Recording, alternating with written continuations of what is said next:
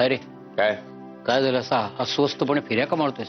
ते काय रे, 3-3 पोरं जन्माला घातली, एकाने एक दिवस मला सुखाने जगू दिलेलं नाही.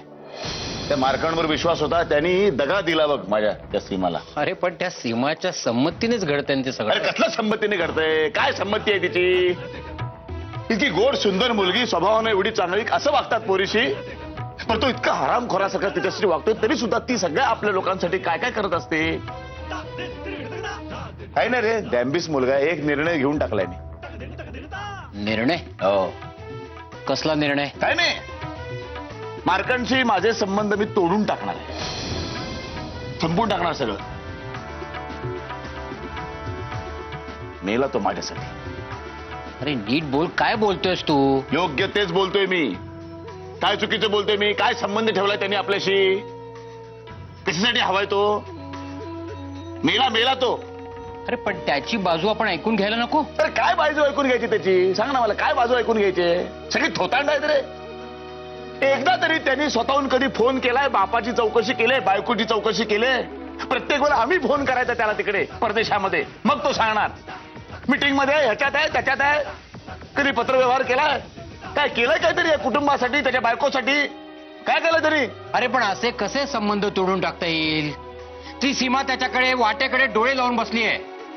तुझ्याकडून असं काही वेडेवाकडे शब्द त्याच्याबद्दल ऐकले ना तर हादरेल ती. तेच हवंय मला. त्याच्या माया जालामधून तिला मुक्त करायचंय. पोरगी समजतो मी, माझी मुलगी मानतो मी तिला. माझ्या मुलीचं आयुष्य मी असं बर्बाद करू देणार नाही, सांगून ठेवतो तुला मी. सरळ डिवोर्स द्यायला लावीन मी. मस्तपैकी चांगला नवरा मुलगा शोधून आणीन तिच्यासाठी. तिचा संसार असा सुखाचा झालेला बघीन ना, तेव्हाच स्वर्गाच्या पायऱ्या चढीन. मधुकर धर्माधिकारीचा शब्द आहे, लक्षात ठेव.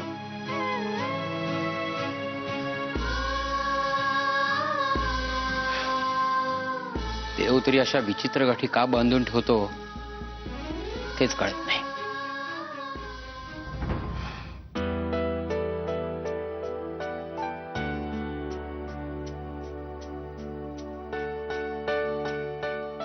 वाटतं की तुझ्याकडे असंच पाहत राहावं. थोड्या वेळाने जादू होईल आणि या फोटोतून हळूच तू माझ्या जवळ येशील.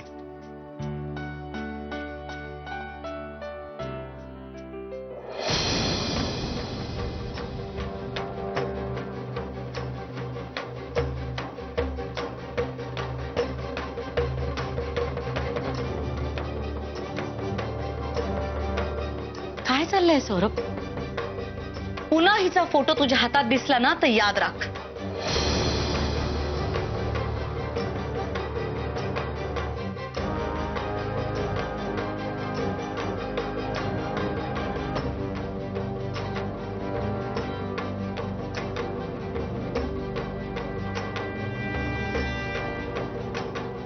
तुझ्यावर नजरच नकोय पडायला कोणाची. ही भिंतच मोकळी करून टाकते. सीमावाहिनी, अगं मी पण करणारच होतो. कधी? सांग ना सौरभ, कधी करणार होतास? तुझं इतकं व्यवस्थित काम चाललंय, शोज झालेत, लक्ष दे ना स्वतःच्या कामाकडे.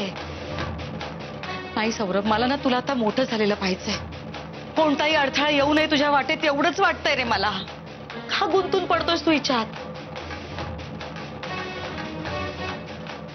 आज तुझी रिहर्सल आहे, मी येऊ तुझ्या बरोबर? ये ना, तुलाही फ्रेश वाटेल आणि चेंजही मिळेल. ठीक आहे, मी चेंज करून येते.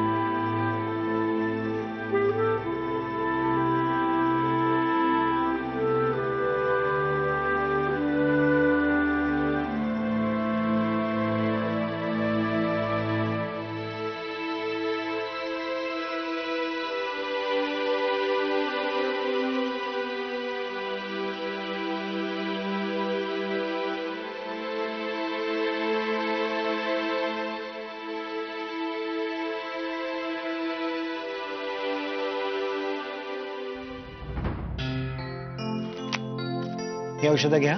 आठवडाभर घ्यायची आहेत, सकाळ दुपार आणि रात्र असं 3 वेळा. आणि आठवड्याभरानंतर मला येऊन दाखवायचं परत. हा ओके.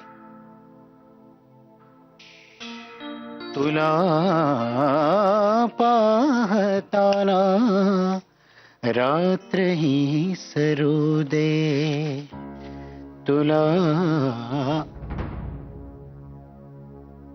पाहताना रात्र ही सरू दे, सखी तुला आज पुन्हा मन भरून पाहू दे.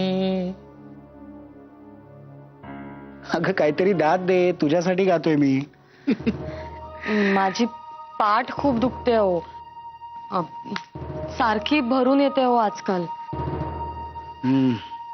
तुझी ती व्हिटॅमिन सप्लिमेंट चालू आहेत ना, आणि राधान दिलेली औषधं संपली? हो 4-5 दिवस झाले. अरे मग आधी नाही का सांगायचं, माझ्या लक्षातच नाही आलं. तुला ना गार्गी आता एका चांगल्या गायनॅकची गरज आहे. माझे एक मित्र आहेत डॉक्टर शिंदे म्हणून, त्यांचं मेटर्निटी होम आहे. आपण तुझं नाव तिथे घालूया. हं? मी काय म्हणत होते, राधाच बेस्ट आहे माझ्यासाठी. नाही म्हणजे मला असं म्हणायचं होतं की राधा डॉक्टर म्हणून बेस्ट आहे, आणि तिच्या हाताला 100% गुण येतो ना. म्हणजे बाकीच्या डॉक्टरांना पण कळतं सगळं, पण राधा कशी आपल्याला माहिती आहे ना. आणि तिच्याशी आपण डॉक्टर आणि पेशंट एवढाच संबंध ठेवायचा, बाकी वाद तसेच्या तसेच. नीचेस माझ्यासारखी शोभतेच हं माझी बायको.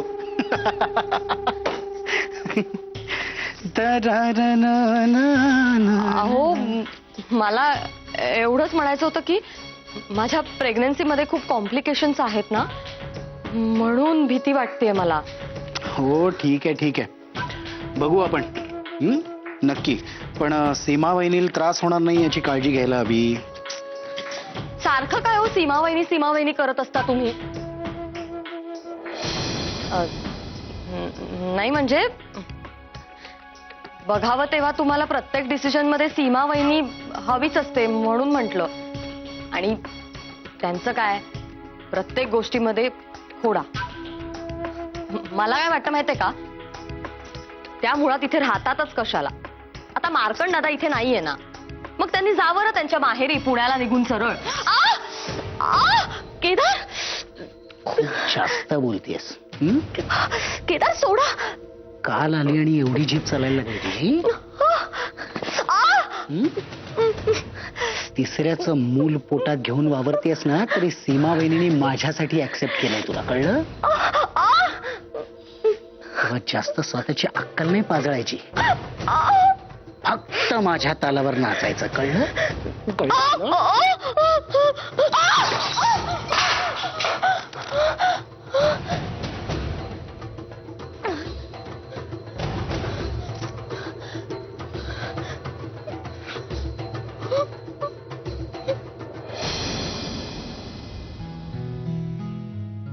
बाबा सीमा, थोडं बोलायचं होतं. बोला ना. मला वाटतं तुझ्या आयुष्यात आता तू फार महत्वाचा बदल घडून आणायला हवास. बाबा माझी तब्येत आता सुधारते. नाही नाही, मला नाही वाटत तसं, कारण तू स्वतःला फसवतेस बाळा. बाबा सीमा, आम्ही तुझ्या संसारात कधीही नाक खुपसलं नाही. तुझे निर्णय तुलाच घेऊ दिले, आणि हीच गोष्ट तुझ्या त्रासाला कारणीभूत झाली आहे. मार्कंड आणि तुझा संसार सुखाचा चाललाय असं मला वाटलं होतं, पण तू आणि त्याने एकमेकाच्या संमतीने हे विचित्र आयुष्य स्वीकारलंय हे कळल्यावर मनाला खूप त्रास झाला. नाही, मला यावर वाद नाही घालायचा, पण माझं म्हणणं एवढंच आहे, जे झालं ते झालं. आता तरी या भ्रमातून बाहेर ये आणि आपल्या घरीच. नाही बाबा, आता हेच माझं घर आहे. नाही सीमा, स्वतःला फसवतेस तू. अगं मार्कंडला तुझ्या प्रेमाची किंमत कळेल आणि तो तुझ्याकडे परत येईल अशी आशा करणं म्हणजे निव्वळ मूर्खपणाचं लक्षण आहे. सीमा, मार्कंडचं दुसरं लग्न झालंय, त्याला मुलगाही झालाय आणि त्याचा संसार सुखाचा चाललाय. आता कशाच्या जीवावर तू इकडे आशा करून बसणार आहेस? बाबा खरं सांगू, मार्कंड फक्त एक निमित्त होते. ज्यावेळेस मार्कंडच्या आजारी आईंनी हे घर, ही माणसं माझ्याकडे सोपवली ना, त्याच वेळी मी या घरची होऊन गेले. दादा आणि सासूबाई माझे आई बाबा झाले, रंजू माझी बहीण झाली, केदार माझा भाऊ झाला आणि सौरभ माझा मुलगा. खरं सांगते, मार्कंडच्या येण्या न येण्याने मला आता काहीही फरक पडणार नाही. मार्कंड माझ्या आयुष्यात परत कधीही येणार नाहीत, हे सत्य मी पचवेन. पण मी हे घर सोडून आता कुठेही जाऊ शकणार नाही. बाबा, तुम्ही माझी काळजी करू नका. तुम्ही निवांतपणे पुण्याला जा. सीमा, तू सुखी व्हावीस एवढीच आमची इच्छा आहे. आज तुला तुझं सुख या सगळ्यात आहे असं वाटतंय, पण जर उद्या भ्रमनिरास झाला तर बाबांकडे कसं जाऊ हा विचार सुद्धा मनात आणू नकोस. सरळ निघून ये. सुखी हो बाळा, सुखी हो.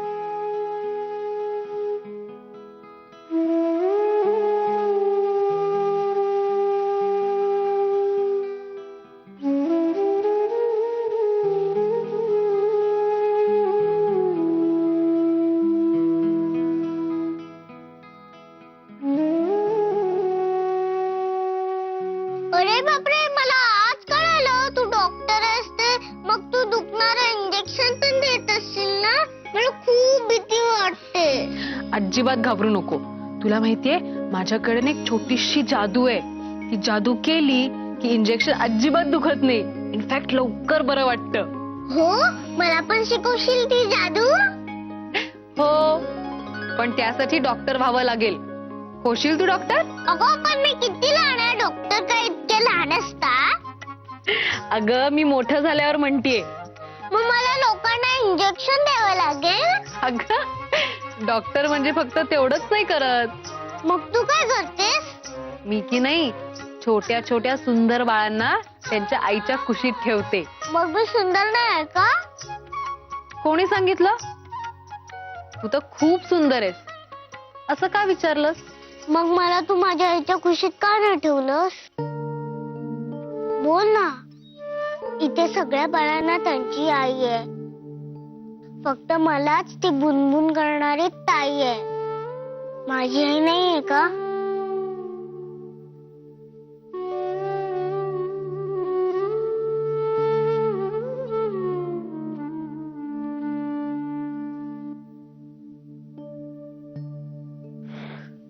सांग ना. मॅम, मामा आलेत. जुई, तू डॉक्टर ज्योतीला एक छान कविता म्हणून दाखवशील? हो, सांगेल ना, पण एका अटीवर. तिने माझ्या कानाजवळ बुलबुल नाही केली पाहिजे. डॉक्टर ज्योती, कळलं. आलेच मी. हा आजीबाई, म्हणा कविता. पांभरलं शेत, ढग बरसले, बीज अंकुरले, मिरगात.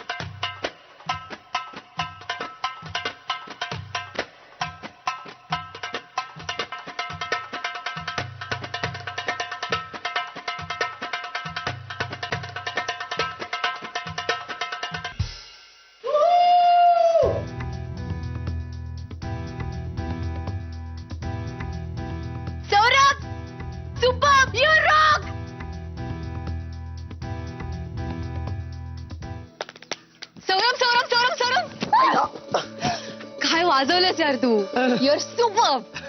आमचं स्पिरिट बघितलास का? Dancing like Michael Jackson all of us.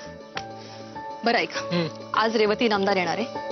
We have to perform just like this. ठीक आहे? येस. आपला अल्बम होणारच. ती स्वतः येते यार.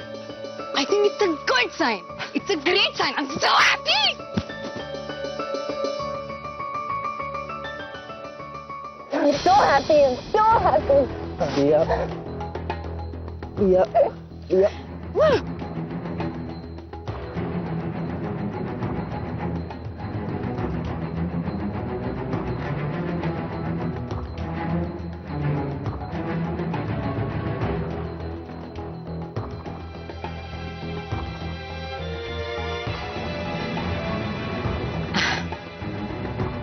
छान झाला तुमचा परफॉर्मन्स. थँक्स. आणि सौरभ, छान ड्रम्स वाजवलेच हं तू. आणि तूही छान नाचलीस रिया. थँक्यू. एस्पेशली इतकं सगळं डिस्टर्बिंग तुझ्या आयुष्यात चाललेलं असताना. नाही म्हणजे सौरभने मला सांगितलं की आजच तुझ्या डिवोर्सचा निकाल लागणार होता म्हणून.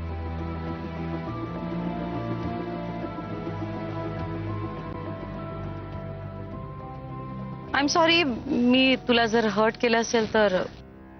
नाही नाही, तुमच्या बोलण्याने हर्ट नाही झाले. इनफॅक्ट ज्यांनी मला हर्ट केलंय त्याच्यापासून मी वेगळी झाली आज, कायमची. पण त्यांनी माझं काम नाही अफेक्ट होत. पाहिलं ना मी कशी नाचले. Excuse me.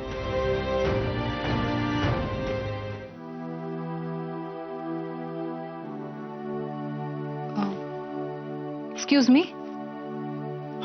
नमस्कार मॅडम. तुम्हीच जुईचे. हो. तुम्ही इथे का बसलायत? केबिन मध्ये बसायचं ना. नाही मॅडम, तुम्ही नसताना केबिन मध्ये बसणं मला बरं नाही वाटलं.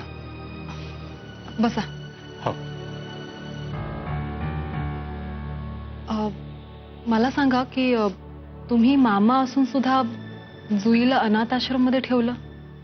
नाही मॅडम, मी जुईचा मामा नाही. हो मॅडम, मामाचं नातं सांगून मीच जुईला तुमच्या आश्रमात सोडलं. मग तुम्ही. नाही, घाबरू नका मॅडम. मी चोर किंवा लफंगा नाही आहे. सांगतो, सगळं सांगतो.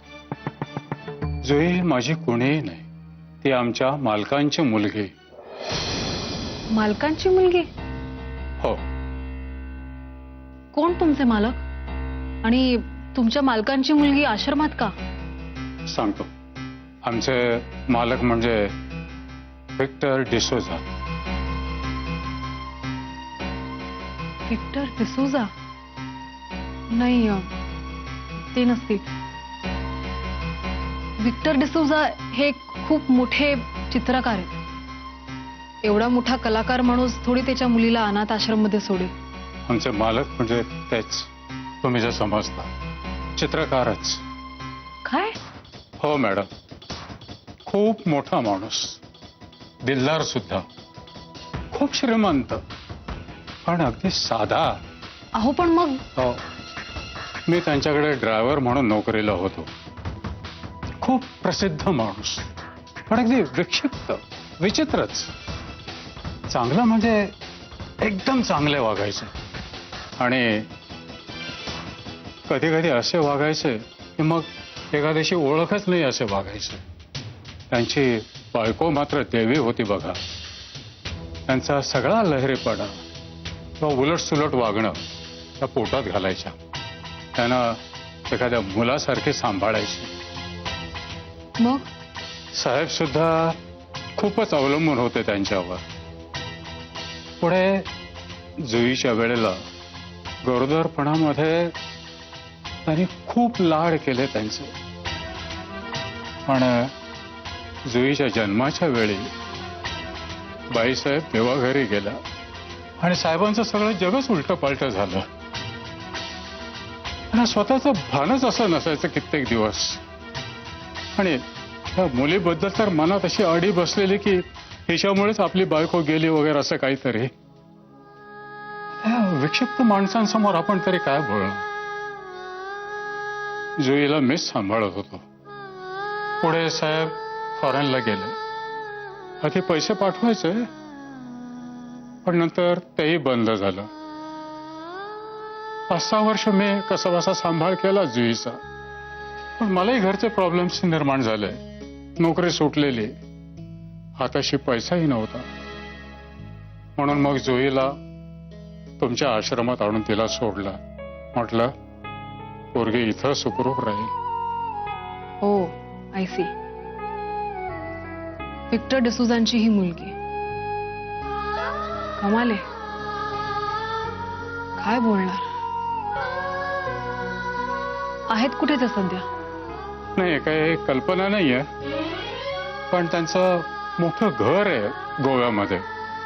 तिथे वांद्राला बंगला सुद्धा आहे जुना. पण जुईला मी आश्रमात सोडलं तेव्हा साहेब फॉरेनला होते. मला त्यांचा पत्ता सांगता? हो, सांगतो ना. Dolphin, Carter Road, Bandra waste.